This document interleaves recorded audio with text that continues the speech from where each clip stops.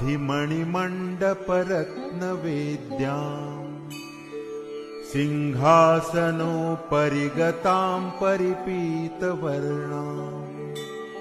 पीताम्बराभरणमाल्यविभूषिताङ्गी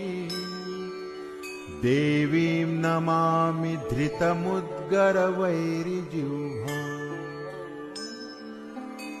जिह्वाग्रमादाय करेण देवीं वामेन शत्रुन् परिपीडयन्ती गदाभिघातेन च दक्षिणेन पीताम्बराढ्यां द्विभुजाम्